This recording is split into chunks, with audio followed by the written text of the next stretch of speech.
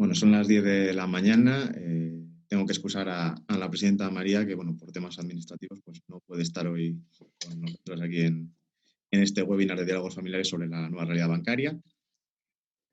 Para comenzar, comenzaremos ahora mismo, ¿de acuerdo? Vamos a ser puntuales, porque bueno, hoy tenemos la suerte de tener aquí pues, a Fernando Tejada, del Banco de España, y a José Luis Martínez Campuzano, de la Asociación Española de la Banca. Y bueno, pues han tenido la actitud y las ganas de participar en esta actividad de la Fundación. Ya sabéis, bueno, la Fundación tiene un programa de educación financiera familiar y prevención de la pobreza energética, y con motivo del Día de la Educación Financiera solemos hacer unos webinars. Bueno, solíamos hacer unos diálogos familiares presenciales, uno en León y otro en Valencia. Ayer celebramos el que hubiera sido en Valencia y hoy estamos celebrando el que se habría realizado en León.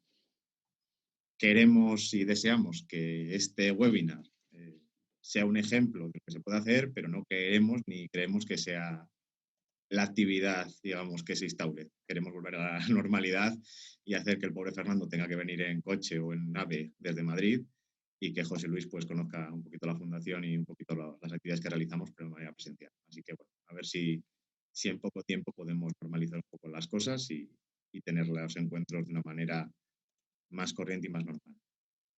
Paso a darle, bueno, le doy paso a Fernando Tejada, y muchísimas gracias a todas las personas por participar, y esperamos que os parezca interesante todo lo que viene a ser pues, este webinar sobre la nueva realidad bancaria.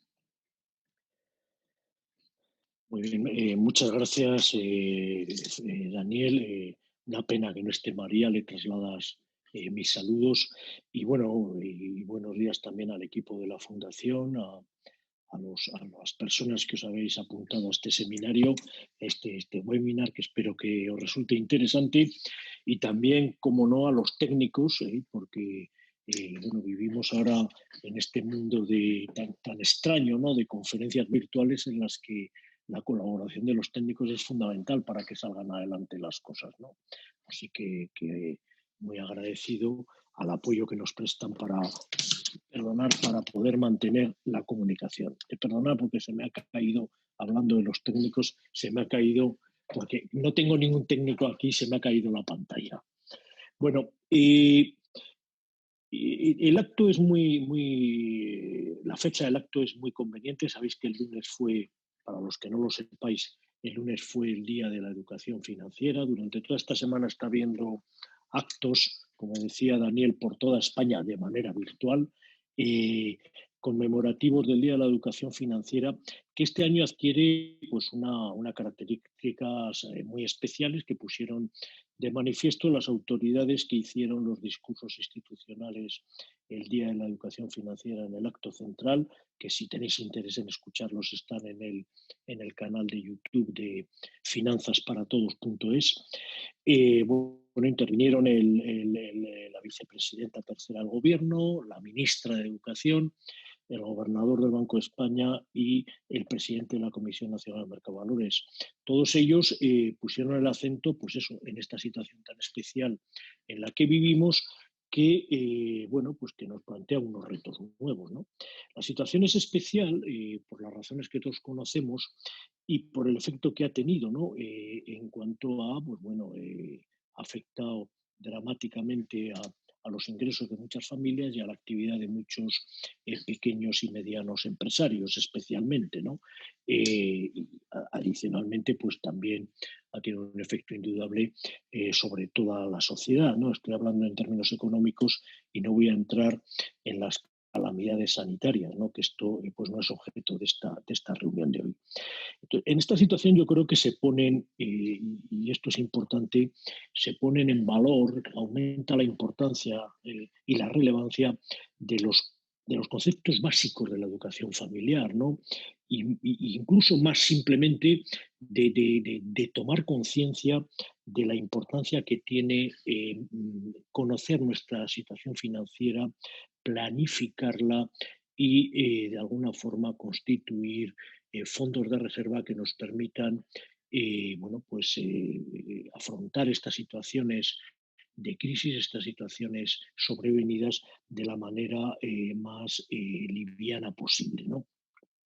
En este sentido, y perdonar de nuevo, en este sentido digamos que en el plan de educación financiera estamos tratando de enfocar nuestras acciones formativas en colectivos vulnerables y en pequeños empresarios, ¿no? El sector de los pequeños empresarios nos preocupa especialmente porque bueno, hemos constatado a lo largo de esta crisis que se da una cierta confusión entre el patrimonio familiar y el patrimonio empresarial del negocio, ¿no? Esto es algo que nos preocupa sobremanera porque arrastra de alguna forma las consecuencias negativas de la gestión empresarial a la economía doméstica y viceversa, ¿no? Una mala situación de la economía doméstica puede dar al traste con un pequeño negocio, ¿no? Por esta razón, estamos poniendo el foco especialmente desde el plan de educación financiera en acciones dirigidas a los pequeños empresarios, sin olvidar, por supuesto,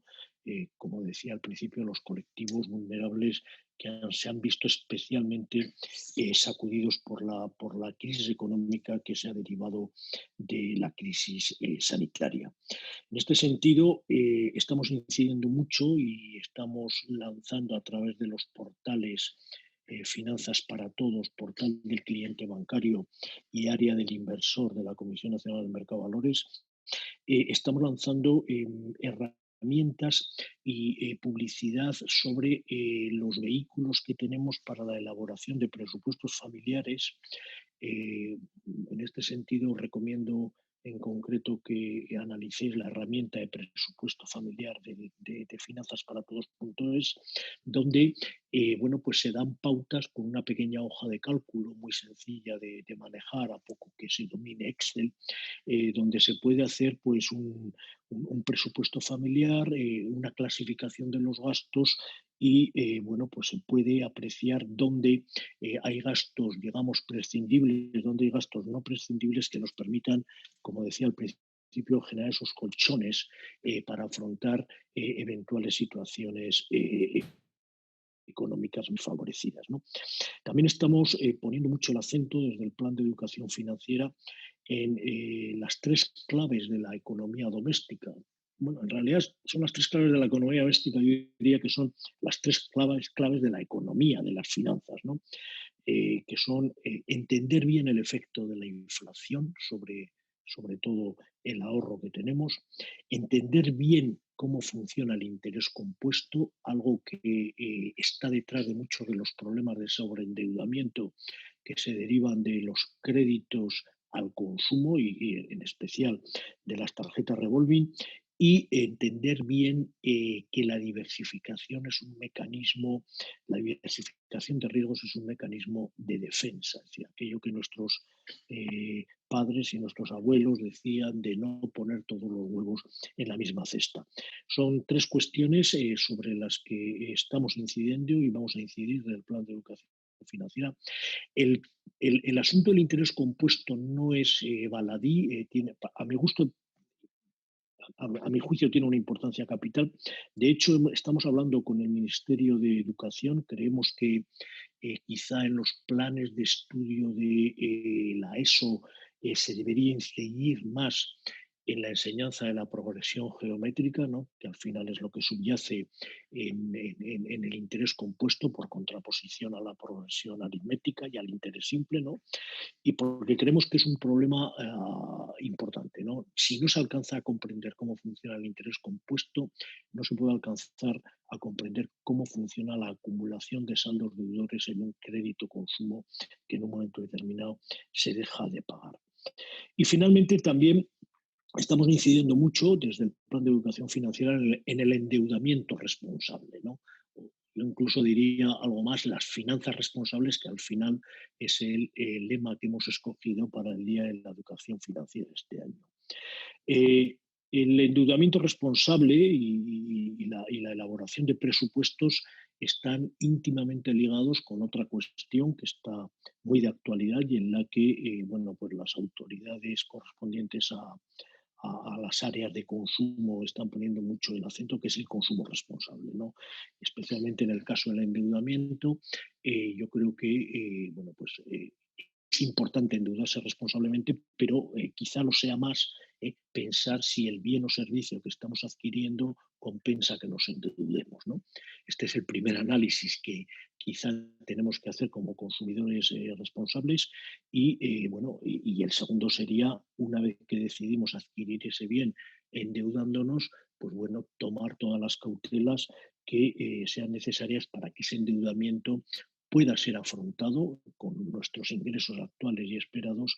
Y en este sentido es importante también señalar que de nuevo hay herramientas, tanto en el web Finanzas para Todos como en el portal del cliente bancario, que nos pueden dar pautas sobre el resultado que hay aplicando diferentes TAEs a un crédito a través de simuladores y de herramientas parecidas, y también algunas piezas de información sobre las cautelas que hay que tener cuando uno acude a una entidad bancaria a solicitar un préstamo. Bueno, pues las cautelas que hay que tener y lo que hay que mirar y lo que hay que medir y lo que hay que calcular. Insisto mucho en la responsabilidad desde el punto de vista de la persona que acude a un banco a tomar el crédito, porque también estamos insistiendo, y aquí está José Luis y lo sabe bien, estamos insistiendo mucho a las entidades bancarias en que, por su parte, la concesión de crédito también tiene que ser responsable, pero esto, de alguna forma, es una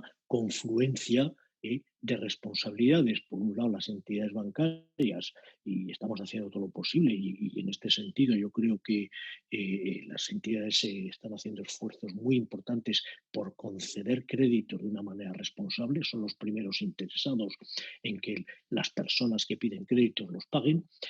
Y por otro lado también es muy importante que la persona que acude a pedir el crédito sea consciente de los compromisos que va a asumir, sea consciente de los ingresos que tiene actualmente y que va a tener en el futuro, y que se endeude con arreglo a estos parámetros, ¿no?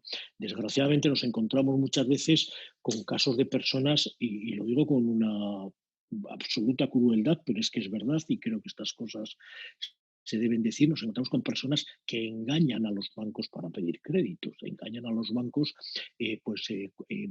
no sé, aportándoles documentación que no es del todo veraz sobre su situación económica, patrimonial, etcétera, para tener un crédito. Esto es un error mayúsculo, ¿no? Yo creo que tenemos que hacer un ejercicio de ser responsables, insisto, cuando acudimos a la entidad bancaria a pedir un crédito. Y en este sentido, como digo, desde el plan de educación financiera hay herramientas, hay piezas de información, hay mecanismos y canales de consulta para adquirir destreza en este ámbito, ¿no? Insisto, y mejorar en nuestra capacidad de autoanálisis cuando acudimos a una entidad bancaria a solicitar un préstamo.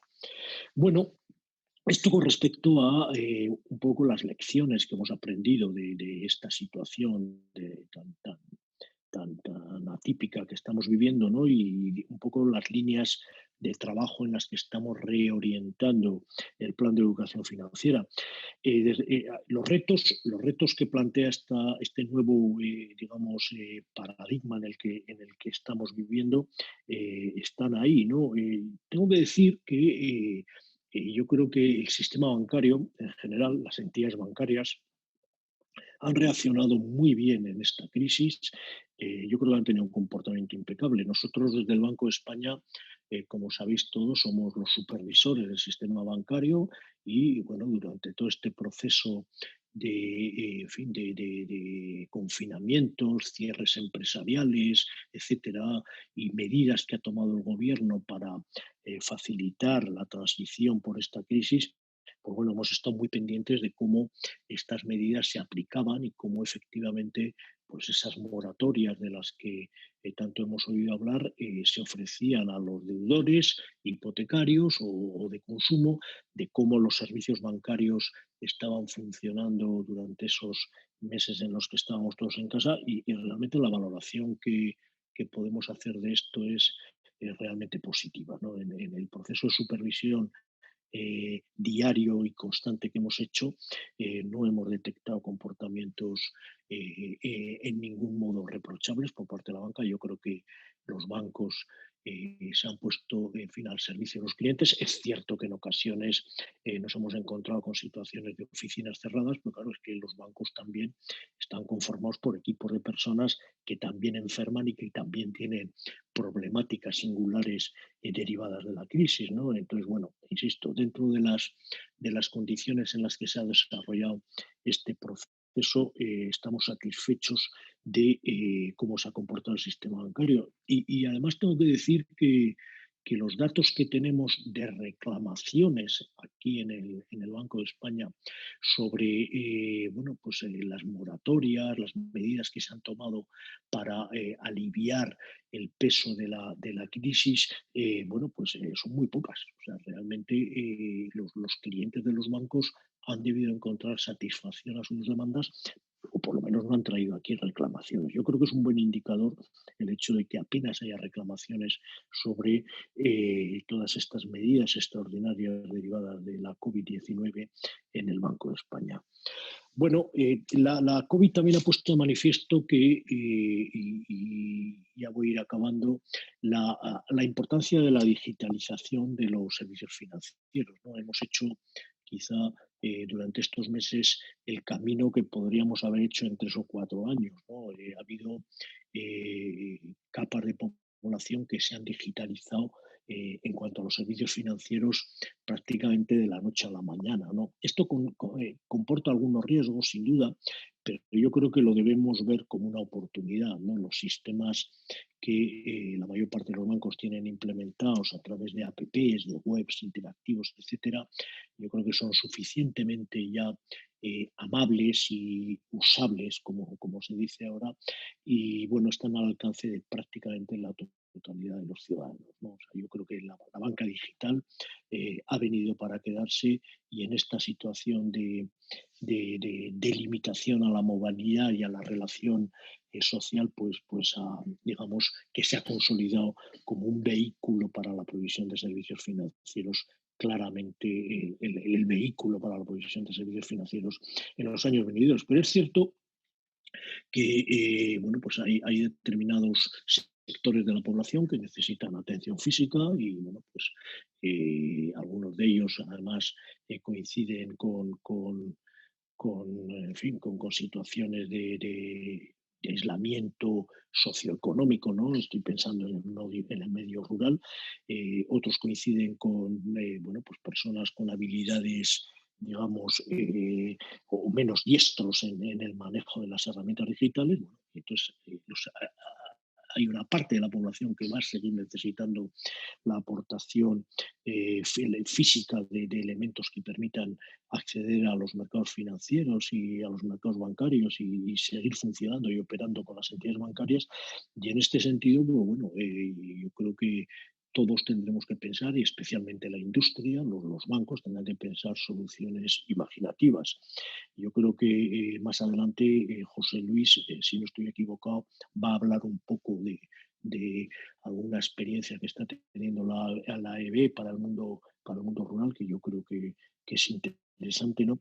Pero en cualquier caso, sí, tenemos que pensar que el acceso a los servicios financieros siempre, claro, tiene una condicionante importante que es la necesidad de que los bancos sean rentables, ¿no? O sea, de alguna forma, los bancos al final son entidades en las que muchas veces los propietarios son los propios clientes que demandan sus servicios y que necesariamente para sobrevivir pues necesitan ser rentables, ¿no? Aquí hay un cierto trade-off y bueno, es un punto que habrá que resolver, pero en cualquier caso yo creo que va a haber soluciones imaginativas y yo creo que en el futuro próximo podremos seguir viendo cómo se atiende presencialmente a los clientes bancarios por sistemas pues que quizá ahora cueste todavía comprender, pero que estoy seguro van a existir. Bueno, por mi parte, esto sería todo. La idea de mi intervención era simplemente introductoria y, bueno, simplemente quería recordaros que en los webs de Finanzas para Todos y en el portal del cliente bancario Banco de España hay información sobre la mayor parte de las cuestiones de las que he hablado yo, y que en cualquier caso, pues bueno, cualquier duda que no se pueda satisfacer a través de estos medios, pues se puede canalizar al Banco de España a través de nuestros canales de teléfono, correo electrónico, etcétera. Bueno, muchas gracias. Bueno, gracias a Fernando. Ayer, si alguien tiene alguna preguntina o algo, pues puede hacerlo por bien, pues por el medio de preguntas y respuestas que tenéis en la parte inferior de vuestros cuadros. Ayer sí que en el primer webinar que hicimos salió durante un momento la temática de la labor de supervisión del banco. Y sí que, bueno, se trasladó que sería interesante ver el volumen de préstamos ICO, porque no sabemos cómo de efectiva ha sido la herramienta a nivel de, pues eso, a nivel de todo lo que tiene que ver con vivienda, que era lo que se habían vinculado sobre todo los ICO de esta vez de la COVID, y ver un poco pues qué entidades habían estado más predispuestas y demás, porque sí que sabemos que ha habido diferentes entidades, bueno, que han tenido más o menor sensibilidad. Y sí que ayer nos preguntaron de si os podíamos trasladar la intención o al menos la sugerencia de realizar un informe para ver qué efectividad ha tenido la lógica de hacer una serie de préstamos con idea de permanecer en alquileres de vivienda o pagar hipoteca ante la posterior salida de las ayudas autonómicas y demás, que también estamos tratando de ver un poquito por dónde va de aquí a A mí ahora me pillas en fuera del juego, la verdad, pero yo creo recordar que en el web del Banco de España, información sobre las moratorias crediticias, la hipotecaria y la de consumo, hay con total seguridad información. Sobre el programa de préstamos del ICO o para arrendamiento y vivienda, ahora mismo lo dudo, pero en cualquier caso sobre las moratorias, tanto la hipotecaria como la de crédito al consumo, hay datos actualizados y además creo que los últimos son a 30 de septiembre, si no me equivoco. Están en el web del Banco de España, bueno, y yo creo que incluso están en el home, tendría que comprobarlo. De todas formas, yo en la presentación he hecho una pequeña presentación antes de nada. Buenos días a todos, muchas gracias. Buenos días. Y ahí vamos a mencionar, si queréis, un poco los datos, en resumen. Vale, pues perfecto. Simplemente ayer salió el tema y bueno, pues quedamos en trasladarlo y como tal, pues lo hacemos. Pues son las 10:22, 23. Damos las gracias a Fernando. Si nadie tiene ninguna duda, pues le liberamos. Si quiere quedarse, ya sabe que está invitado. Y le daríamos la palabra a José Luis Martínez Campuzano, que bueno, pues ha sido la persona que desde la Asociación Española de la Banca pues va a tratar de explicarnos un poco las buenas prácticas que ha llevado a cabo la banca durante la COVID y una experiencia que, bueno, que hace 2 años que ya la comentamos en una reunión, que fue el Desperclick, que era algo que comentaba Fernando, que era sobre la accesibilidad de servicios financieros en el medio rural. Así que bueno, pues le doy la palabra a José Luis. Las gracias por empezar y bueno, muchísimas gracias por colaborar con la Fundación. Antes de nada, muchísimas gracias por la posibilidad que nos dais de explicar todo lo que han hecho los bancos durante la crisis, ¿no? También le doy las gracias a Fernando por los comentarios que ha hecho sobre el papel de los bancos del sector financiero, que es el papel debido, porque la situación como tal es una situación dramática y los bancos han hecho lo que tenían que hacer. También le doy la enhorabuena por el plan de educación financiera, Finanzas para Todos. Nosotros formamos parte como asociados, las medidas, llevamos, obviamente desde el principio como socios hemos tomado muchas medidas. Los bancos realmente, al igual que el resto de las entidades, el Banco de España, CNMV, que lo están liderando, pues están empeñados en esta necesidad de que al final la educación financiera llegue a todos, no solo finanzas personales, sino también a las empresas, ¿no? Es importante y yo creo que en ese sentido también el Banco de España lo repite muy a menudo, que con educación financiera somos dueños de nuestro futuro financiero. Eso es una realidad. Es decir, tomamos decisiones responsables, pero podemos diseñar ese futuro financiero y eso es fundamental en tiempos tan complicados como los que en estos momentos tenemos. Si queréis hablo un poco y hago un poco la introducción de donde estamos. Realmente nos encontramos ante una situación de crisis sanitaria. Yo espero que la cura para la enfermedad llegue lo antes posible, así lo deseo y lo espero. Pero sí que es verdad que hay unas consecuencias económicas que desde el principio de la crisis entre toda la sociedad, los bancos también, naturalmente, como parte de la sociedad que somos, y como una parte importante de la sociedad, hemos tratado de mitigar el coste para los clientes, para las familias, y también de salvaguardar, de respetar el tejido productivo de las empresas. Y ninguna empresa debe caerse por un problema de liquidez temporal. Y en ese emprendimiento y en ese objetivo los bancos, desde el principio de la crisis, estamos en ello. Yo me gustaría compartir con vosotros una presentación, a ver si soy capaz. Y la vamos viendo también con las cifras que habéis pedido sobre moratorias, sobre préstamos. Bueno, yo creo que la primera slide resume realmente el papel de los bancos como el papel del resto de las empresas, de las autoridades. Hemos hecho lo que tenemos que hacer. Desde el principio los bancos hemos tenido claro que había que tomar medidas de forma inmediata y de forma contundente, ¿no? Y por tanto han acompañado a las familias en estos momentos, y la prioridad naturalmente ha sido aminorar el coste de la crisis. También naturalmente hemos ayudado, hemos colaborado con las autoridades en las medidas emprendidas, y también las hemos complementado con medidas a nivel sectorial, por ejemplo el tema de los ICOs, pero hay mucho más. Y realmente dar un agradecimiento al esfuerzo y compromiso de los empleados, de los profesionales del sector financiero, que en todo momento han garantizado que sea posible acceder a los servicios financieros en todo momento y en cualquier lugar. Y eso es importante, porque los empleados del sector financiero, acceso a los servicios financieros es imprescindible, y así lo han demostrado y se ha funcionado. Los bancos españoles, con respecto al futuro, están comprometidos con ser parte de la solución de la crisis, poniendo sus recursos a disposición de la economía productiva. Me gustaría en este sentido invitaros a que visitáis la página La Banca Frente al Coronavirus, que es una plataforma donde hemos volcado toda la información de los servicios y toda la información sobre las medidas que han tomado los bancos. Y bueno, yo creo que es un buen compendio de la labor de los bancos desde el primer momento de la crisis y en este momento. Si nos metemos en algunas medidas concretas que hemos ido tomando, la primera de ellas es la línea de financiación avaladas por el ICO. Estamos hablando de más de 823.000 préstamos para garantizar la liquidez de las empresas. El 74% han correspondido a autónomos y micropymes, y más de 100.000 millones en financiación. El 80%, casi el 90% de las operaciones de financiación han sido con un plazo medio de 5 años. Como veis, el gráfico pues, demuestra claramente cómo está enfocado esta línea de financiación público-privada, está enfocado precisamente a los sectores más vulnerables de la crisis, como son las micropymes y autónomos.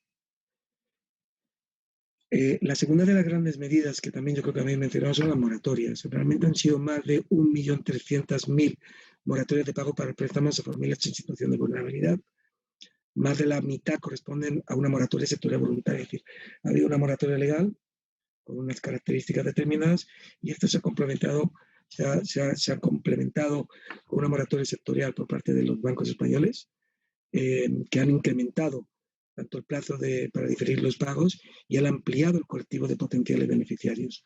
También, obviamente, se ha beneficiado, como en el caso de los ICOs, a micropymes, autónomos, donde el comercio, hostelería y otros servicios suponen el 57% de las moratorias autónomos. Realmente, aquí, aunque ahora pasaré a resumir un poco todo lo que se ha adoptado, pero además de los ICOs, moratorias, también es importante recordar, como comentaba Fernando, la buena situación que tenían los bancos, el esfuerzo que han hecho en los últimos años por dar una oferta de servicios financieros digitales. Es decir, hay un proceso de transformación de la sociedad que se ha amplificado con la crisis y ha tenido una respuesta positiva por parte de los bancos, que estaban preparados para ello, ¿no? La apuesta por la digitalización de los bancos ha permitido mantener, como decía anteriormente, la oferta de servicios financieros digitales en todo momento y lugar. Ha permitido que todo funcione. En este momento hay que recordar que los bancos, el sector financiero, representa un 3% de la economía, pero es imprescindible, es como la sangre en el cuerpo, es imprescindible para que la economía funcione. Luego también hemos llegado a acuerdos con el servicio, con el SEPE, para contribuir a paliar las consecuencias de la crisis sobre los colectivos más vulnerables. La actuación de los bancos, como ha recordado la ministra de Trabajo, ha sido fundamental para que las prestaciones públicas llegaran a a las familias en situación de necesidad. Los bancos también han adoptado otras medidas ajenas a la operativa habitual, como han dotado fondos para las personas en situación de vulnerabilidad, han permitido que llegue material médico a los hospitales, están comprometiendo fondos para investigar en busca de la vacuna. También los voluntarios de los bancos han desarrollado diferentes proyectos para recaudar dinero, para ayudar a niños y a mayores. En las siguientes 3 slides lo que hemos hecho es un poco resumen de todas las medidas tomadas. Estamos hablando de facilidades, aplazamientos en el pago de hasta 3 meses en la vivienda del Fondo Social de Viviendas. Estamos hablando de facilitar el cobro facilitar el cobro de comisiones, servicios. Nos hemos puesto en contacto con nuestros mayores para facilitarles, que son el colectivo más vulnerable precisamente durante la pandemia, para facilitarles el cobro de pensión y que no se vean, por tanto, afectados por el riesgo de contagio. Los voluntarios de los bancos, repito, y la propia profesionalidad de los empleados, las tarjetas contarles. Hemos, obviamente, garantizado los empleados, la banca, que no hubiera ningún tipo de ajustes. Hemos adelantado pagos a proveedores para facilitar precisamente la liquidez a este tipo de colectivos que están más afectados también con la crisis. Naturalmente, lo que comentaba anteriormente con aplazamientos en los pagos de préstamos, hemos adelantado el pago de pensiones, el pago de prestaciones también, y facilitado también ese pago y adelantado por parte antes de que llegara el pago de las autoridades. Hemos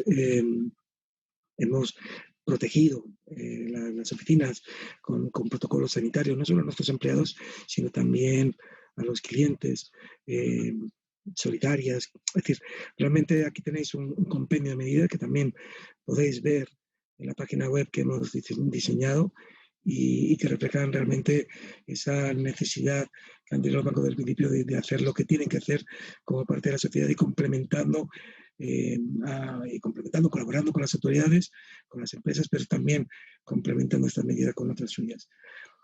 Y Fernando ha comentado la digitalización. Yo creo que es importante recordar que la digitalización refuerza la inclusión financiera. El Fondo Monetario Internacional hace 2 meses lanzaba un informe, un blog también, donde hablaba de la inclusión financiera digital.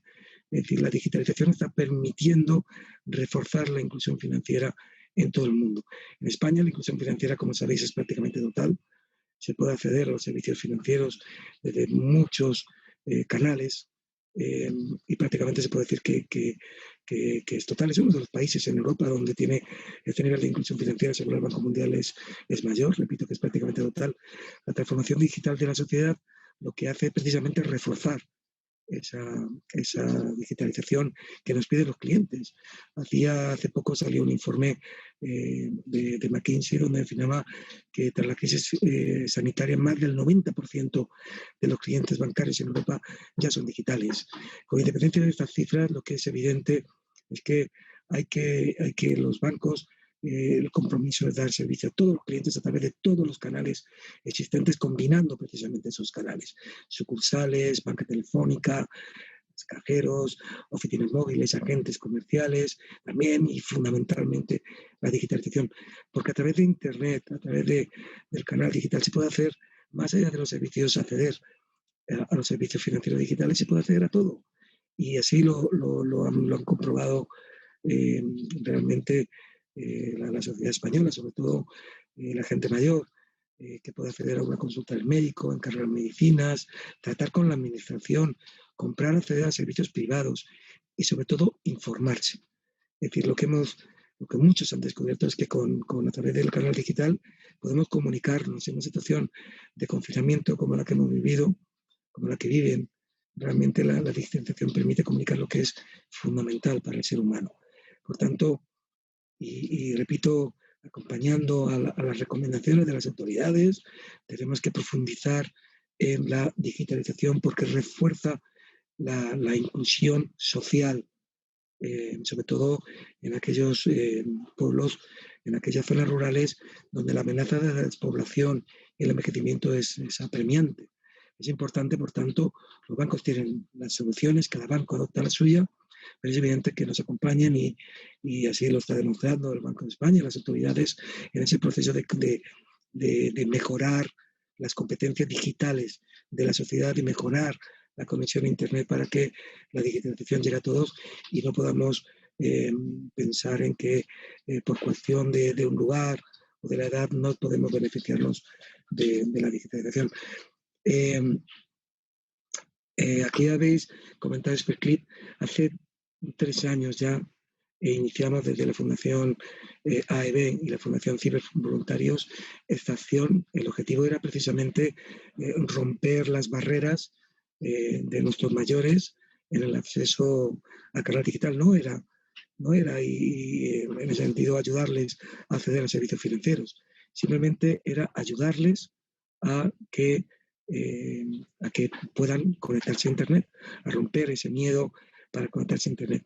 Porque la penetración digital no entiende de edades o de situación geográfica. Es decir, es importante contribuir a la capacitación digital de los mayores. Muchas veces yo pienso que tenemos el móvil, que es un pequeño ordenador, pero también muchas veces pienso que lo utilizamos muy poco, en el sentido de que al final utilizamos dos o tres aplicaciones. Realmente con los mayores pasa lo mismo, es decir, el móvil les permite acceder a un mundo de posibilidades y es importante enseñarles cómo se pueden beneficiar de ellas. En muchos pequeños pueblos no hay servicios públicos, no hay médicos, no hay farmacias, carecen del acceso a nuevas tecnologías y es importante subsanarlo.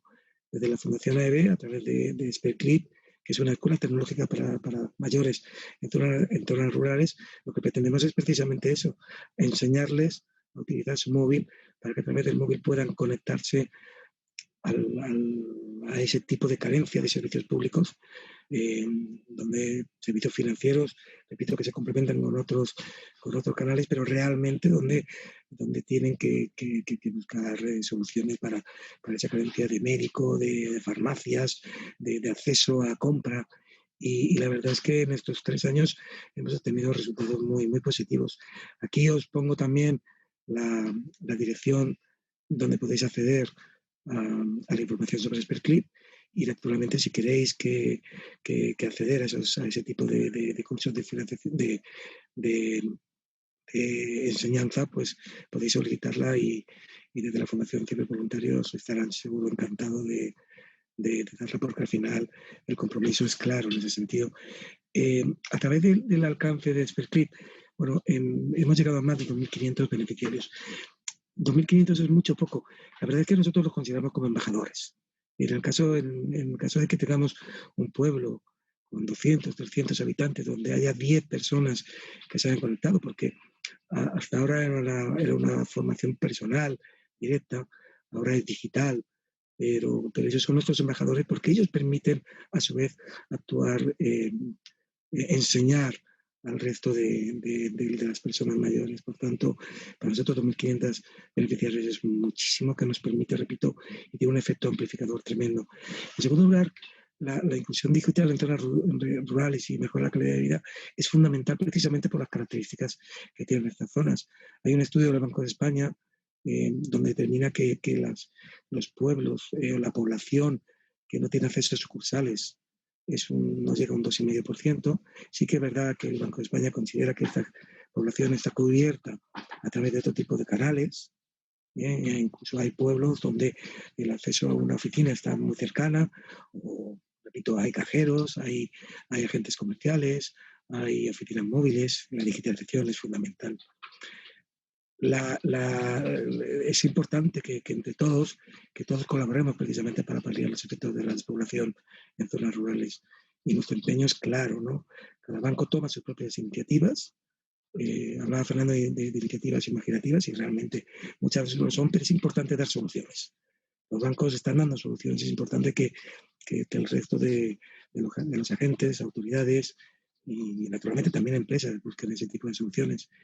Y la verdad es que nuestro objetivo es llegar a toda la geografía española a través de todo tipo de municipios, de tamaño, y la verdad es que lo que hemos conseguido y tener la información en la página precisamente de Sperclip o a través de nuestra página es muy, muy, muy interesante, y la verdad es que estamos muy muy contento de los resultados obtenidos. Ahora, sin más, yo estaré encantado de resolver las dudas que puedan surgir.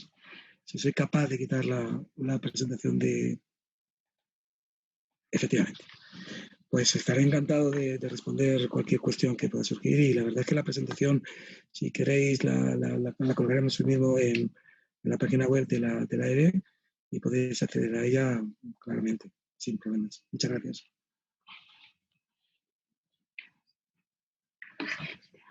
Le damos las gracias a José Luis. Sí que nos parecía muy interesante trasladar la experiencia SperClick, porque bueno, la fundación está situada en la provincia de León como origen, ¿vale? Desde el año 84, ahora también estamos en Valencia. Evidentemente nada tiene que ver la población y los fenómenos demográficos de la Comunidad Valenciana con lo que vivimos en esta parte de lo que es la provincia de León, a niveles de envejecimiento y faltas, o mejor también de esa cobertura plena de servicios de internet y de incluso telefonía en determinadas localidades. Y ahí es donde nos encontramos sobre todo pues unos limitantes, y que nos gustaría, la presentación que vamos a realizar desde la Fundación va mucho en esa línea, y también un poquito pues analizando también la complejidad que tiene el territorio, más allá de los ya sabidos, en España se consideran municipios igual a pueblo, y a partir de ahí, pues mucha gente hace métricas que son, en nuestra opinión, son incorrectas, pero también es unas métricas que tenemos en una zona noroeste, también pues eso, Galicia, Asturias, toda esta parte oeste de Castilla y León, que es un tipo de sistemas poblacionales un poquito más complejos. Sí que nos parece interesante todo lo que tiene que ver con la página web que habéis desarrollado para todo lo que es lo que ha hecho la banca durante el coronavirus.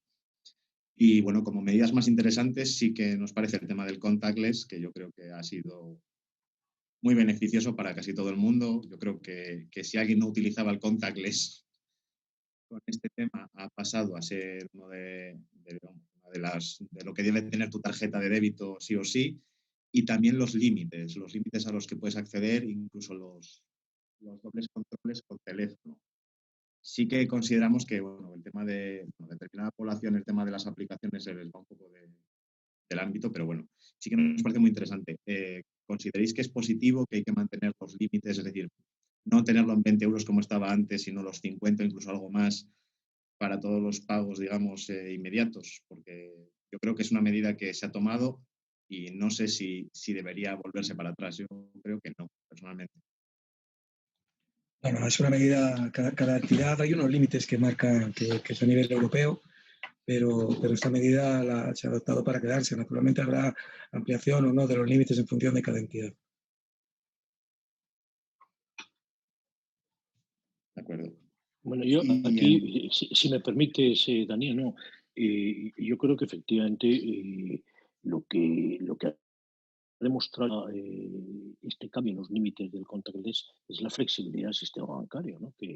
A la que me refería antes. Es decir, prácticamente de un día para otro se tomó un acuerdo sectorial, ¿no?, para que los límites del contactless subirlos de 20 a 50 euros de la noche a la mañana, ¿no?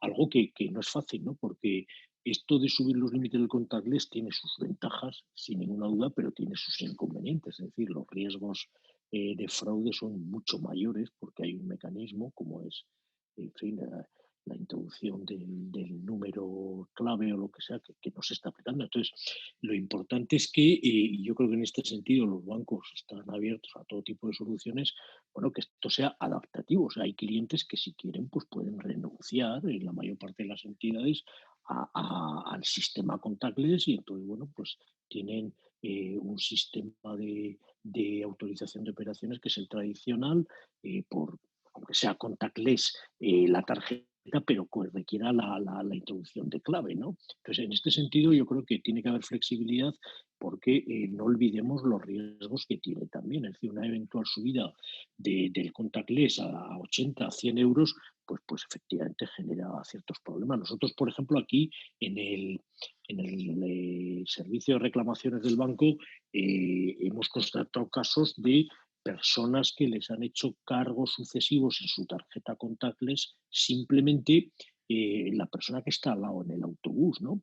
En fin, esto hay mecanismos, hay tecnologías que permiten chupar cargos de una tarjeta simplemente con una proximidad de la que hay en un autobús o en un tren o en un metro, ¿no? Entonces, bueno, esto, en fin, tiene sus riesgos también. Por eso la limitación inicial se puso en un importe bastante bajo, se ha subido en la época del COVID. Es muy cómodo, sin duda, porque la mayor parte de los pagos que hacemos son inferiores a 50 euros, pero yo tampoco sería muy, digamos, partidario de imponer la tecnología contactless estricta, es decir, sin introducción de clave, con carácter general. Tiene sus riesgos. Bueno, a mí me gustaría matizar un poco. La verdad es que la tecnología contactless es segura. Todo tiene riesgos. Realmente estamos en un mundo donde la propia innovación tecnológica tiene riesgos. ¿Quién no ha hablado? Nosotros hacemos numerosas campañas con las autoridades sobre la ciberseguridad, pero las tarjetas contactless, naturalmente, eh, la verdad es que son seguras y es un mecanismo que evidentemente con cuidado, pero no vemos un mayor riesgo con respecto al resto de la forma de pago y así tiene que ser porque los bancos y las autoridades están encima de ello y asegurando precisamente que esos riesgos son menores. Pero sí que es verdad y ahí apoyo los comentarios de Fernando que realmente la digitalización, Internet, supone un paso de gigante en esta tarea de mejora de la calidad de vida, pero también hay una labor importante de concienciación, es decir, que tiene sus riesgos y que trabajar con tecnologías, y especialmente con Internet, como todos sabemos, pues hay que conocer esos riesgos y estar seguro. Nosotros, por ejemplo, iniciamos, entre hoy y mañana lanzaremos una nueva edición de Tu Finanzas, Tu Futuro, donde los voluntarios de los bancos de la ABE visitan colegios y en esta ocasión es la sexta edición. Esta ocasión será vía digital y un apartado importante precisamente en la ciberseguridad.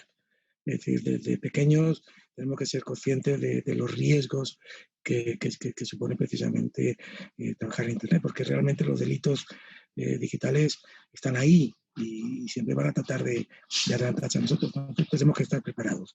Los bancos lo están, las empresas lo están haciendo, las autoridades están muy encima y entre todos tenemos que luchar contra estos ciberdelincuentes. Sí, justo este año, aunque suene ahora, bueno, pues en abril habíamos planificado junto con el INCIBE, que es el Instituto Nacional de Ciberseguridad, bueno, que lo tenemos aquí en León, a 1 kilómetro de la fundación, habíamos planteado un taller durante una semana enfocado totalmente a ciberseguridad, enfocándolo también a, pues, tanto a familias monoparentales como también a, pues, a resto de la sociedad. Bueno, la idea era hacerlo inicialmente presencial o posteriormente online, pero bueno, lo suspendimos por cuestiones de la COVID. Decidimos utilizar temática propia de la COVID en todo momento y tratar de, bueno, pues de llegar a pues, colectivo de autónomos cuando sacó el bono social, colectivo de familias, demás cuando salieron al alquiler, cuando salieron todo el tema de hipotecarias. Entonces lo reenfocamos todo absolutamente el programa hacia la COVID. Y bueno, ha tenido relativo éxito, pero sí que teníamos esa idea ya inicial del tema de la ciberseguridad como una pata bueno, es decir, que pues, la gente igual que sabe que tiene una llave de casa, pues tiene que saber que tiene unas llaves determinadas para su cartera hoy en día y tiene unas llaves determinadas para sus cuentas bancarias, evidentemente.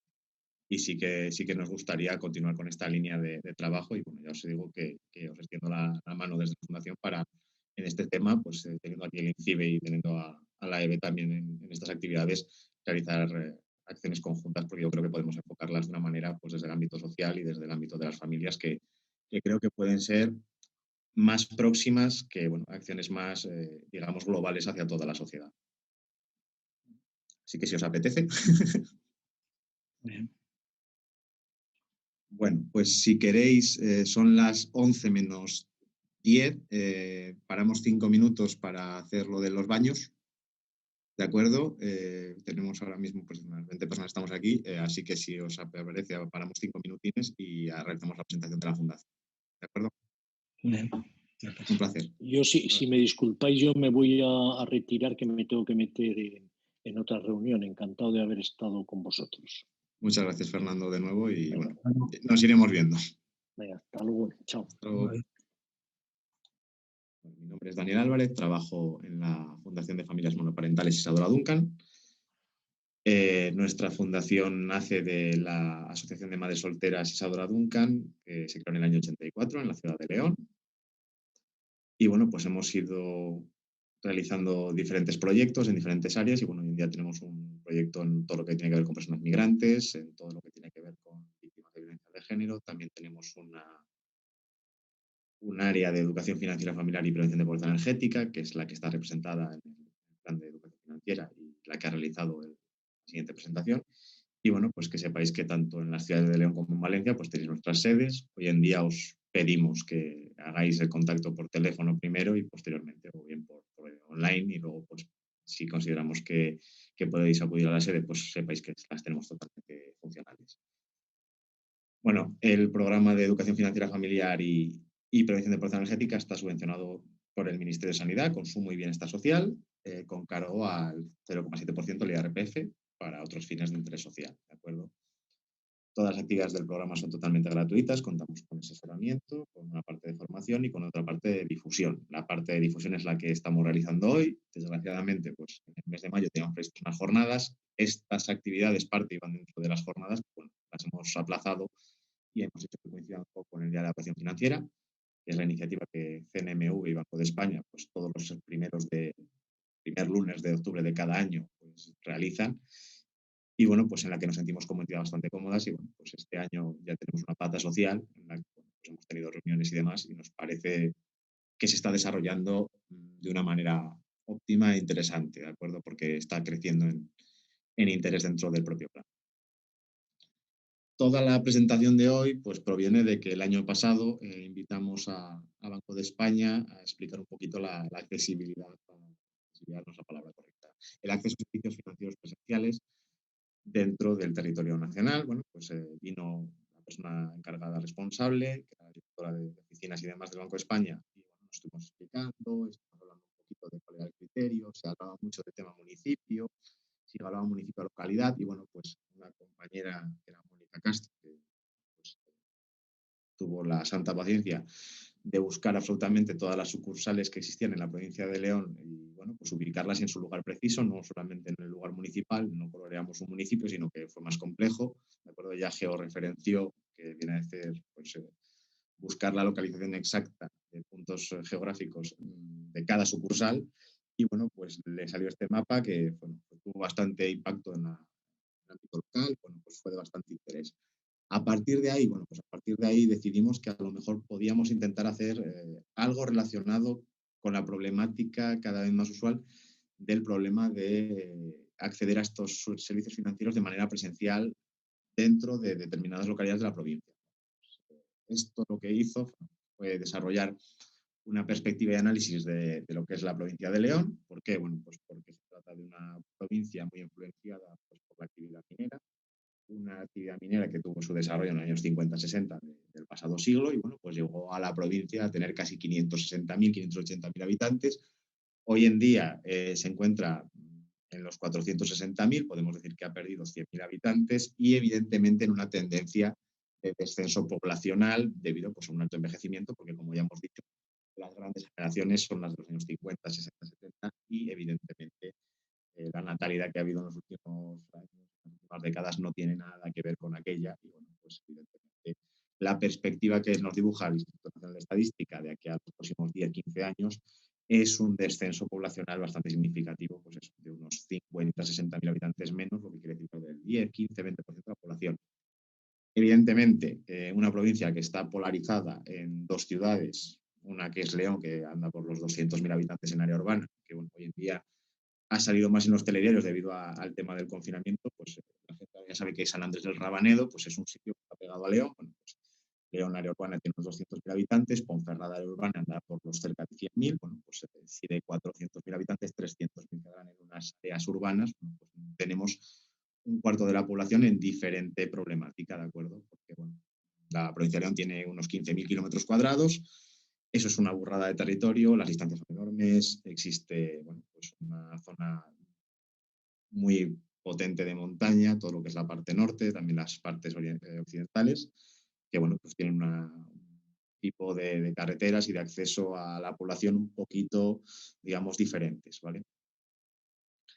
¿Qué perspectiva también tenemos? Bueno, la de una concentración continua del sistema tanto bancario como cajista en un puñado de entidades, ¿de acuerdo? Igual que antes, bueno, pues evidentemente la Casa Manlleu pues, no tenía prácticamente presencia en León, pero sí, por ejemplo, Caixa Cataluña, bueno, otras entidades, bueno, pues ahora vemos cómo del año 2008 al año 2020 nos hemos quedado con un puñado de bancos que con los dedos de la mano no se cuentan, pero con los dedos de las dos manos prácticamente sí, ¿de acuerdo? Sobre todo bueno, si las fusiones entre Bankia y la Caixa llegan a puerto, Sabadell sigue su proceso, o incluso Unicaja, Liberbank concluyen en su manera exitosa, bueno, pues, aún más limitado. La provincia de León, bueno, pues aparte de la gran banca que serían Santander, BBVA, Caixa, Bankia, tiene una relación histórica con Banco Sabadell por su, digamos, relación con el Banco Herrero, que era una de las entidades existentes previas, ¿vale? Tiene mucha presencia. Y luego también con lo que era Unicaja o lo que es Unicaja Banco, que era, bueno, pues la empresa o la banca que se quedó con lo que era la antigua caja local, que era Caja España. Así también como pues con la banca, aunque esta de momento no tenemos ningún proceso de fusión conocido. Así que bueno, para que nos demos un poquito cuenta del escenario también y de la competencia que consideramos también primordial.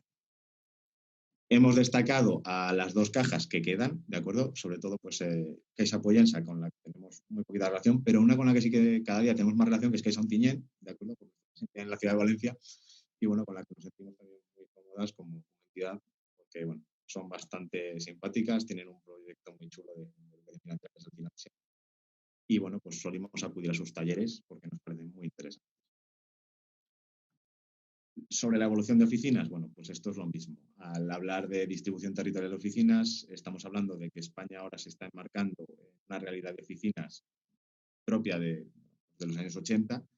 Evidentemente la población se ha ido concentrando en ciudades, pero bueno, choca mucho con la lógica o la disponibilidad que teníamos, no tanto en los años de la burbuja, que era exagerada, ¿vale? De esas 45 oficinas, pero sí en los años anteriores, en esas 35, 30.000, que bueno, pues quedan ya muy lejos de las 23.000 actuales. Y una fuente es un estudio del Banco de España. El estudio es Concentración y Competencia Bancarias en España, de Paula Cruz, Juan Fernando de Guevara y Joaquín Mauros, que tienen un montón de publicaciones en este ámbito. Bueno, pues hablan tanto del número de oficinas como el número de empleados y empleo vinculado a la banca en España en relación pues, con otros países, no de la zona euro, porque es el Reino Unido, pero bueno, sí de en su día de lo que era la Unión Europea. Bueno, volvemos al mapa de sucursales, porque bueno, si volvemos al mapa de sucursales que os dábamos en 2019, la perspectiva futuro es, va a haber menor población, van a seguir los procesos de concentración bancarios y van a seguir los cierres, evidentemente, de oficinas. Es decir, donde vemos el euro en marrón o en rojito, bueno, pues veremos que pronto no hay ese tipo de oficinas seguramente y, bueno, donde vemos las amarillas probablemente decrezca el número de oficinas porque muchas son de la Caixa Bankia, muchas son, es decir, son de bancos que van a entrar en procesos de fusión. Bueno, cuando hablamos del acceso a servicios financieros, ya os hemos comentado, bueno, pues que León tiene una lógica de población, aquí hemos puesto las principales poblaciones de la provincia. Le hemos asignado, hemos realizado un índice de accesibilidad, ¿de acuerdo? Luego os comentaremos un poquitito cómo es. Y bueno, le hemos dado un 10 a la capital, que sería León, que tiene, bueno, pues desde banca de empresas, bancas profesionales, banca de inversión, hay un poquito de todo y bueno, pues tiene muchas entidades bancarias, sigue teniendo muchísimas sucursales, hay crédito, hay un poquito de todo. Entonces, bueno, se trata de dar el máximo al lugar en el que consideramos que existen unos servicios, tanto de acceso a servicios financieros plenos como una competencia bastante espectacular, ¿vale? Es decir, porque luego, claro, nos vamos a ir a la realidad de determinadas comarcas. Y bueno, pues luego hemos ponderado, que sería el índice R, la población, ¿de acuerdo?, de cada localidad, para que aquello tenga una lógica. Hemos hecho una valoración tanto de distancia, que es lo que se suele utilizar, como de tiempo. ¿Por qué? Bueno, pues porque al final hay localidades que están a 20 kilómetros, pero es que esa carretera es a 30 por hora y nos ponemos en 50 minutos para lograr acceder. ¿De acuerdo? Entonces, pues hemos decidido hacer una lógica tanto de distancia como de tiempo, o bueno, espacial y temporal, una doble lógica, para que aquello pues tenga más sentido. Bueno, pues vemos que León tendría una accesibilidad, digamos, de 10.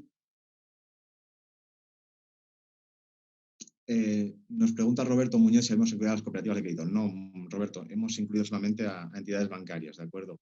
Sí que en la provincia de León pues tenemos presencia de las cajas, Caja Rural de Zamora, Caja Mar, que sería la genérica, luego también estaría la Caja Laboral, pero bueno, sobre todo volvemos a lo mismo.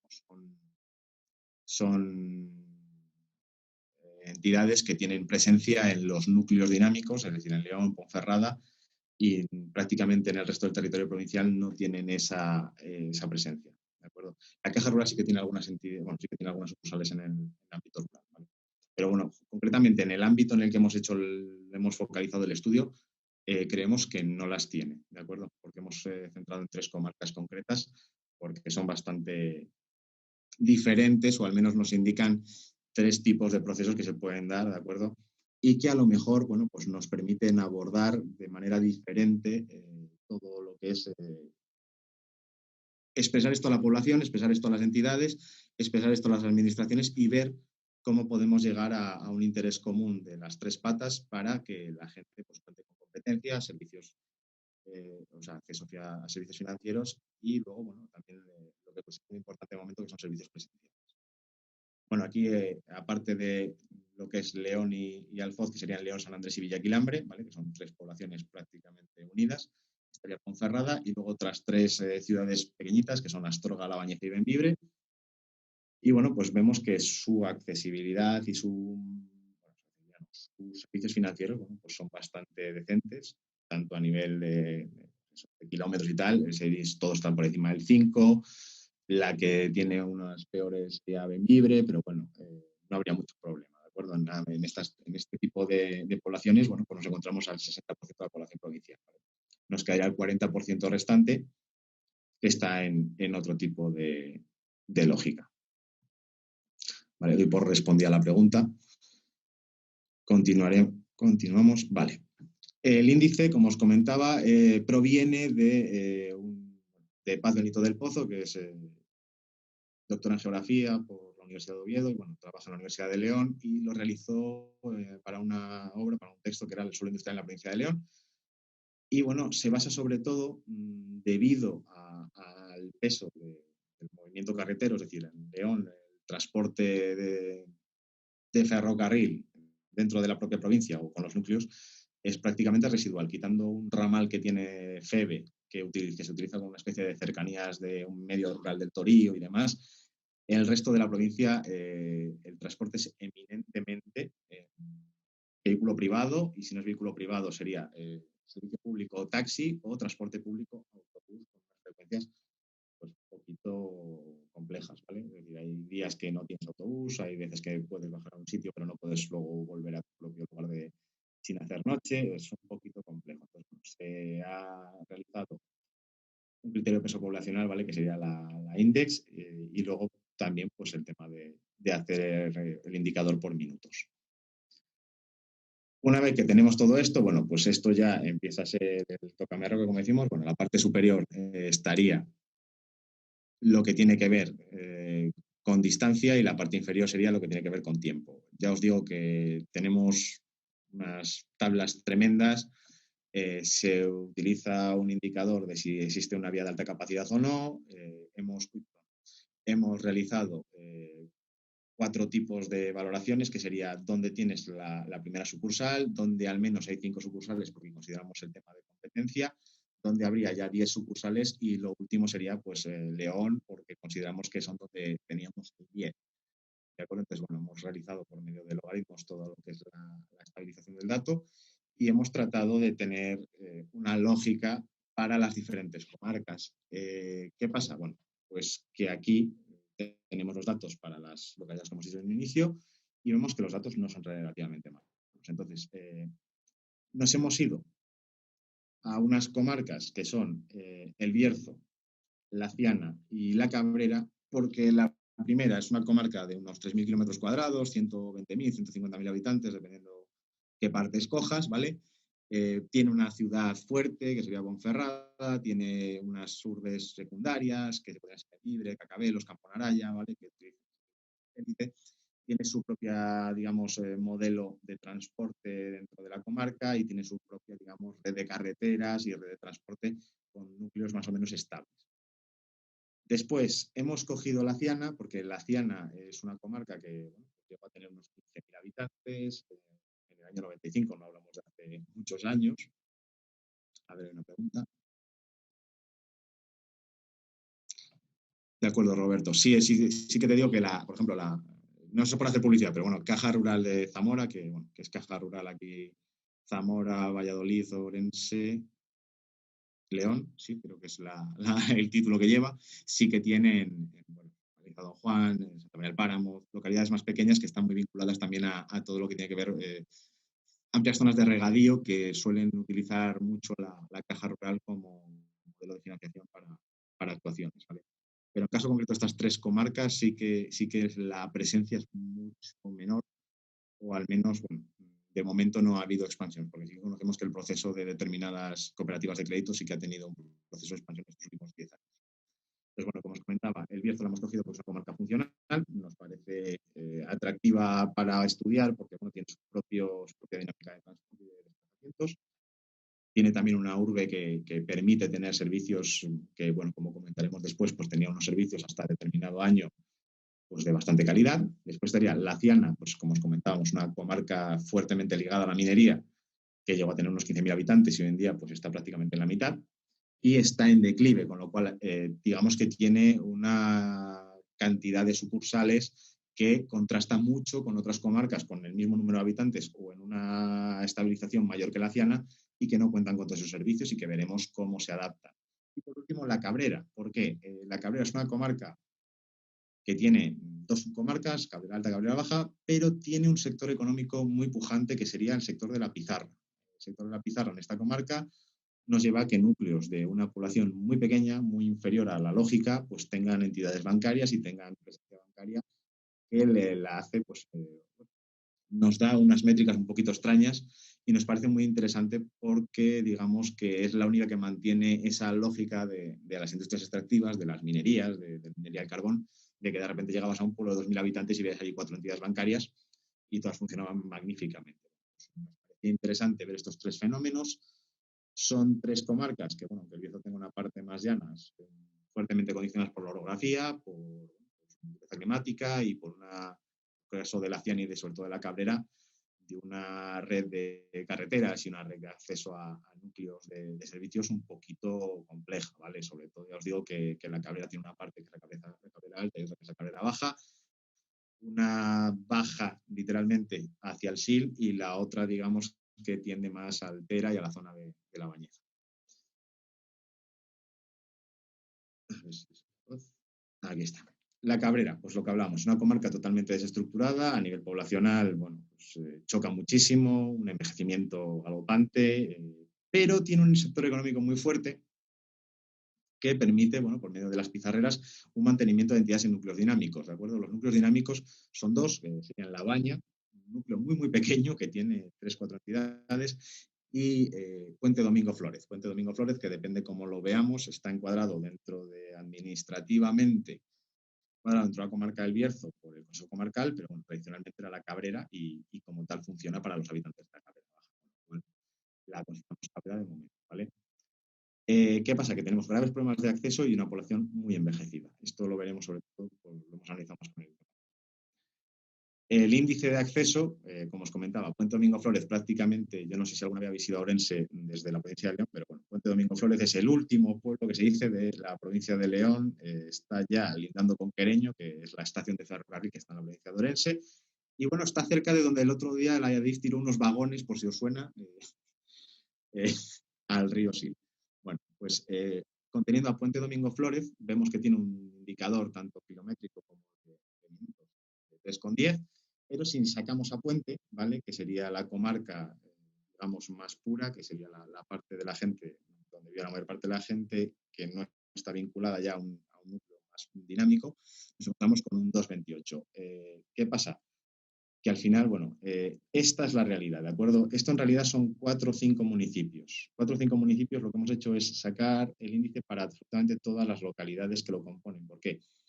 Sé que no se ve, pero la idea es que la gente entienda que es que cada localidad es un mundo, cada localidad está en una distancia, cada localidad está en un enclave y no tiene que ver con que tú a lo mejor pertenezcas al Ayuntamiento de Puente Domingo Flórez con que tú tengas accesibilidad de Puente Domingo Flórez. Bueno, esto es lo que hemos querido resaltar, ¿vale? Porque, bueno, tenemos una lógica de municipios que cuando se habla de fusiones municipales no somos contrarias desde la entidad y desde las lógicas, pero cuando conocemos municipios como Truchas, que son inmensos, y se nos habla de fusiones municipales a nivel rural, pues nos vemos con que hay gente que al final su servicio próximo, sea de municipal, o sea, ya no hablamos solamente de acceso a servicios financieros, pero cuando hablamos de una fusión municipal a nivel de medios rurales con una orografía tal y con una extensión tal, pues estamos condenando a mucha gente directamente a no tener servicios más allá de llamar por teléfono y ver si hay quien te hace el favor. Entonces, bueno, queríamos significar un poquito la diversidad que hay. Veis que las poblaciones raramente pasan del centenar de habitantes. Aquí al final, La Cabrera, La Baña, San Pedro de Trones y Puente Domingo Flórez concentrarían a un 60% de la población y bueno, nos parecía interesante. Caso opuesto, ¿por qué? Bueno, pues porque aquí ya ha habido la fusión municipal definitiva. La Ciana es una comarca que no podemos negar que está en declive. El núcleo central de servicios se llama Villablino, que a lo mejor lo conocéis aquí también, ¿vale? Es un municipio comarca, es decir, toda la comarca ahora mismo, porque lo mismo, porque uno de los municipios que la formaban ha bajado también para el Bierzo, bueno, pues se ha compuesto como una municipio comarca y bueno, las comunicaciones potenciales ya desarrolladas que tiene actualmente, si alguna vez habéis estado, bueno, es conocido por el tema del oso y del urogallo, pero bueno, está en el norte, bueno, noroeste de la provincia, linda con Degaña, la zona de Asturias, digamos, también de Osera y demás, y bueno, pues siempre hubo una idea o un proyecto un poco de un fuerte impacto ambiental que era la realizar una autovía entre Ponferrada y Oviedo, y bueno, de aquello se sigue, ¿vale? O sea, siempre se está hablando de este tipo de proyectos. En lo que es el estudio consideramos que la comunicación que tiene hoy en día, que es una carretera autonómica, va a ser la que va a tener durante muchos años. Evidentemente, si con 15.000 habitantes y una industria muy potente, extractiva, nunca se realizó una autovía ni nada similar, ni una vía rápida, muy difícilmente se va a desarrollar en la actualidad. Con lo cual, bueno, pues las comunicaciones potenciales son las que hay y no creemos que vayan a ir a más, ¿de acuerdo? Tienen una razón también con la autopista de Asturias, con la P66, con el Huerta, pero bueno, volvemos a lo mismo. Ya es una carretera que la Junta de Castilla y León ha desarrollado, bueno, tiene sus pequeños problemas, pero no creemos que vayan a mejorarse muchísimo más. Pues bueno, la Ciana tiene su propia particularidad. Esto es lo que se conoce como Villablino. Cuando hablamos del municipio de Villablino, pues Villablino tenía 8.900, hoy ya tiene 8.000. Y está compuesto pues, por varias localidades. Las principales son Villablino, la siguiente sería Caguayes de Abajo, y bueno, pues tiene diferentes núcleos que van formando Villajer y demás, que concretamente varios de ellos tienen sucursales bancarias. ¿Por qué? Bueno, porque como comentábamos, hoy en día ha perdido pues, 6.000, 7.000 habitantes de los que tenía de máximo y se han mantenido determinados servicios. ¿En qué nos encontramos? Bueno, pues que en Villablino al final, si cogemos la lógica, nos encontramos con una accesibilidad de un 5, que teniendo en cuenta que es una localidad o una comarca que está en una posición bastante extrema a nivel de comunicaciones, no está nada mal, ¿vale? Y sí que tiene la gracia o desgracia de que uno, pues el fundador del Banco Herrero era de esta zona. Entonces, bueno, tiene una vinculación con la banca tradicional. Entonces, bueno, es una zona que creemos que va a tener un bajón a nivel de sucursales. También nos decimos que muchas de las sucursales son de la misma entidad, con lo cual el tema de competencia tampoco se va a ver tan tocado como otras comarcas.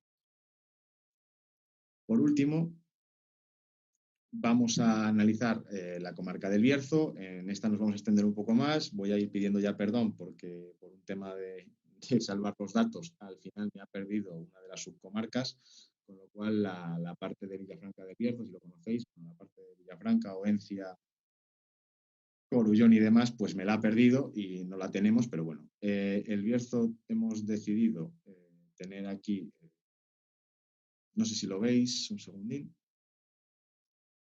Voy a ver si puedo compartir la pantalla. Bueno.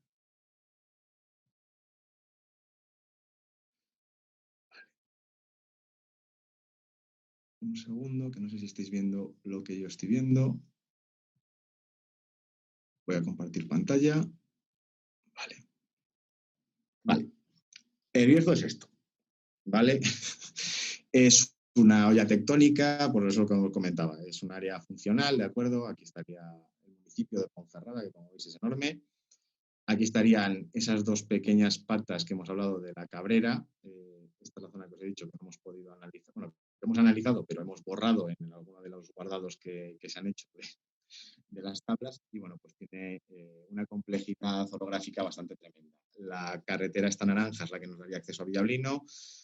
Y bueno, la parte roja, digamos que es la autovía del noroeste, hacia la parte occidental nos daría acceso a la provincia de Lugo, hacia la parte oriental nos daría acceso al resto de la provincia de León. Bueno, esto simplemente lo hemos puesto para que os hagáis la idea un poquito, ¿de acuerdo? Sí que tiene una zona, digamos, más tranquila para los desplazamientos, pero nos encontramos con localidades o con ayuntamientos pues, de alta complejidad orográfica, con poblaciones muy diseminadas, muy envejecidas, y que luego, bueno, veréis que tiene su sentido. Bueno, Palacios de Siles la coloca, bueno, el municipio que os digo que bajó de la Ciana a el Bierzo.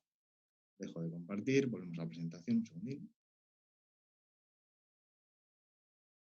Vale. El transporte público, de nuevo, comentamos que está focalizado en la carretera, sí que tiene una vía de tren electrificada, pero no se utiliza para nada como medio de transporte. Las estaciones están un poquito cerca de las localidades y bueno, no se utiliza. Y contaba con servicios equiparables a una provincia hasta 2008-2010, ¿de acuerdo? Sí que tenía banca de empresas de varias entidades, bancos de inversión, tenía un poquito de todo en lo que es Ponferrada como centro de influencia comarcal y bueno, pues evidentemente cuando existían empresas mineras, empresas muy vinculadas al transporte por carretera y tipos de conglomerados empresariales, pues allí existía una potencia de acceso a servicios financieros que hoy en día pues, ha ido cayendo progresivamente y vemos que pues, se están perdiendo. Nos ha saltado un poquito demasiado. Vale.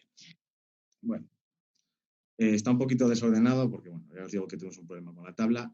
Al final nos encontramos con una lógica de valores de índice de accesibilidad muy variables en las diferentes subcomarcas, ¿de acuerdo?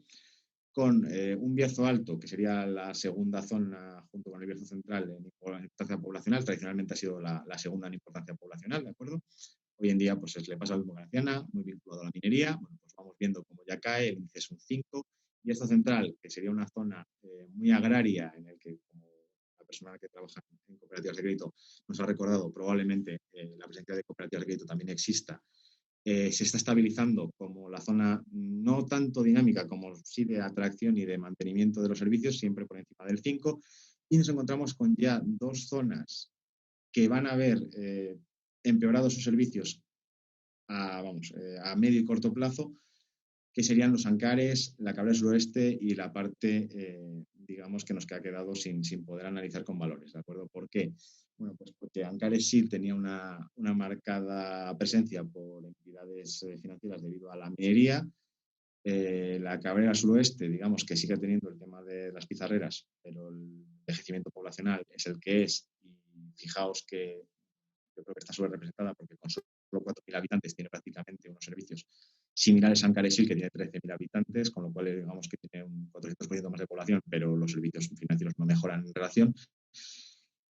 Y lo que nos gustaría destacar es que estamos viendo un problema de acceso, ¿de acuerdo? Todo esto viene porque tanto a determinadas edades se produce un proceso claro de feminización de la población, ¿de acuerdo? Debido a la mortalidad, a partir de los 55-60 años, las mujeres normalmente pasan a ser el grupo preponderante en las localidades. ¿Qué problema tenemos? Bueno, son lugares en los que el acceso, ya os hemos dicho que es sí o sí por carretero, ¿vale? Pues nos encontramos con una población muy envejecida, fuertemente feminizada y en el que cuando analizamos una vez la motorización, vemos que en el Consejo Comarcal del Bierzo los hombres, digamos, el 79% de las 47.832 hombres de la comarca tienen permiso de conducir, tan solo 32.000 mujeres lo tienen, ¿de acuerdo? Pero cuando excluimos al principal núcleo urbano, que sería Ponferrada, ya nos encontramos con que la lógica baja al 47%. Datos de la DGT relativamente actualizados, y nos hemos encontrado con muchos municipios en los que no se llega al 30% de población femenina motorizada.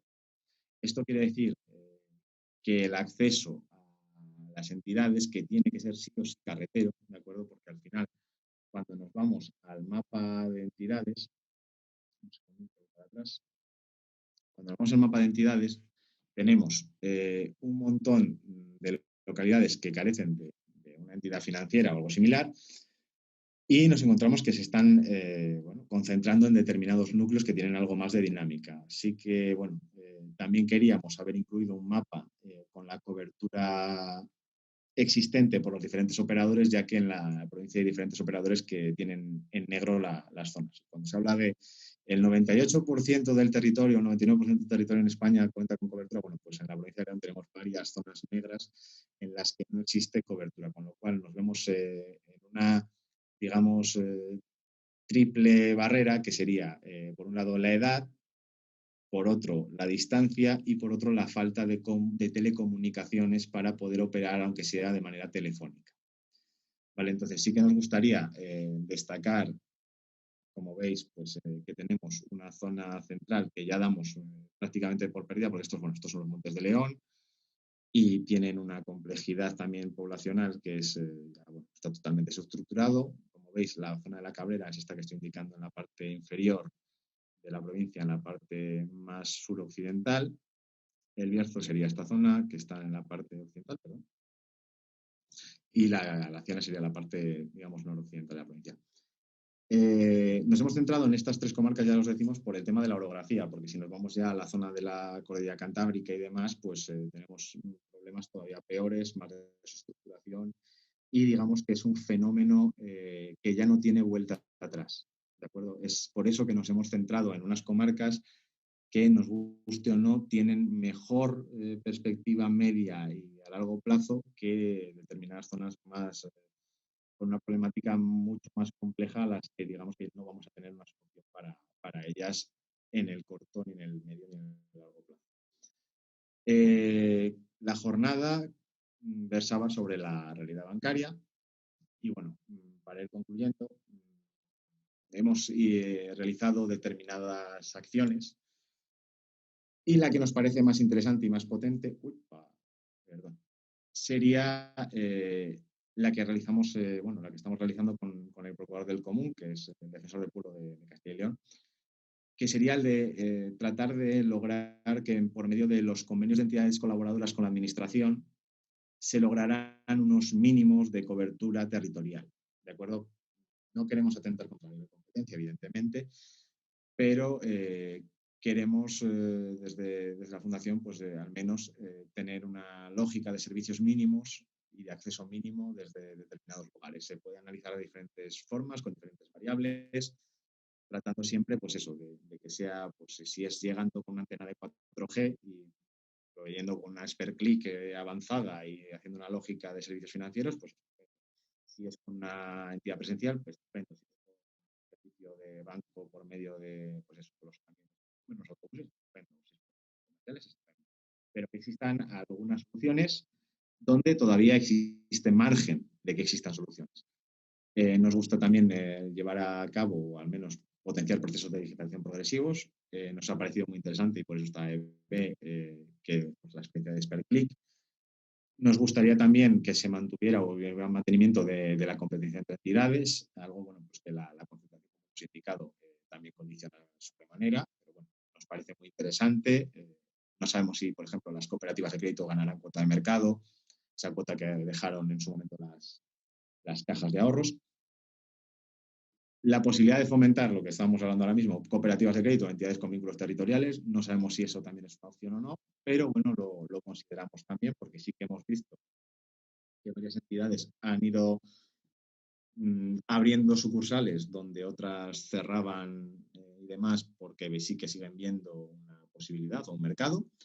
Y siempre tratamos de continuar la labor de información sobre productos de alto interés para las personas más vulnerables. En este caso concreto, nos referimos de manera un poco mística a las cuentas de pago básicas, ¿de acuerdo? Que, por lo que sabemos, las entidades o las cooperativas de crédito no tienen obligación de ofertarlas. Es un producto que por directiva entró hace relativamente poco a España, pero bueno, que es muy interesante y más ahora mismo con el IMV y con todos los temas de las rentas garantizadas que existen por comunidades autónomas.